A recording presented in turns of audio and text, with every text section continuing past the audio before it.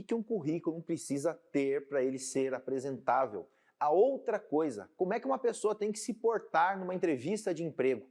Parece que a gente está chovendo no molhado, mas a gente vê tanta gente caindo em pegadinha e se dando mal na montagem do currículo e nas entrevistas de emprego e acabam perdendo oportunidades porque muitas vezes vai vestido de uma forma inadequada, ou fala coisas que não deveria, ou coloca coisas que muitas vezes não são verdade no currículo, e isso aí acaba prejudicando a pessoa naquela oportunidade ali de ter a vaga que muitas vezes a pessoa está precisando. Pois é, aqui acho que nós precisaríamos aí, eu diria que no mínimo algumas semanas, fazer um especial de carreira, para falar sobre esses 2 pontos que você trouxe, que na minha opinião não são pegadinhas nem armadilhas, são essenciais para o sucesso hoje. Porque se a gente for falar hoje de currículo, eu diria, olha que, a gente nem chama, né, o que que era o currículo tradicional, por exemplo, um detalhe, né, quando lá na minha época eu aprendi a fazer currículo, a gente já destacava ali, nomezão ali em cima, e já colocava formação acadêmica. Hoje, por exemplo, a formação acadêmica é a última coisa do currículo. Hoje o currículo ele tem que ser muito conciso, ele tem que ser otimizado, e a gente começa assim, de uma forma muito sucinta com uma mini bio.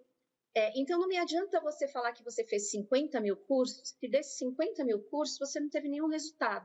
Por isso que hoje ele mais conte a sua história, me conta um pouco do seu portfólio, porque você vai preencher outras fichas onde você vai colocar certificado, formação. Então essa formação ela só se torna relevante se ela te trouxe algum tipo de resultado.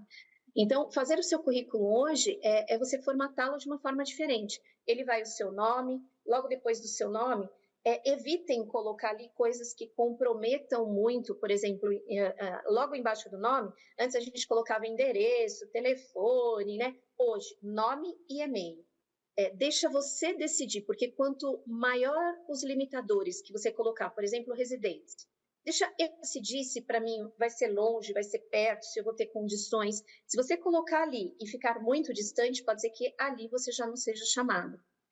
Então, evita coloca nome, seu e-mail e, no máximo, redes sociais, por exemplo, LinkedIn. Só.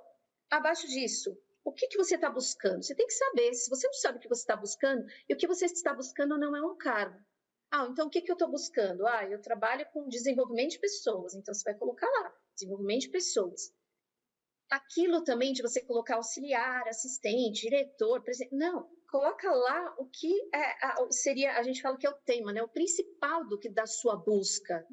E aí embaixo você vai colocar uma mini bio. O quê? Com no máximo 2, 3 parágrafos. Conta a sua história de uma forma extremamente resumida, ali do que você fez nos seus 2 últimos 3 anos e que te trouxeram resultados. Só a partir daí você vai colocar os seus 2 últimos trabalhos que você teve de emprego, só os 2. Os outros eles entram como trabalhos complementares e ao final você vai colocar lá a sua graduação, as suas certificações, o que você teve. Não passando de 2 páginas. O que que é muito importante no currículo atual? Me informe a sua história e os seus ganhos, não só o que você fez, mas quais foram os seus resultados. Se eu pudesse, eu sei que hoje, né, ninguém gosta de dar dica, mas se eu pudesse dar uma dica, seja verdadeiro, né? Porque hoje o Sim. mundo, ele é muito fácil. Também com um clique eu descubro se aquilo é verdade ou não. Então, relate a verdade.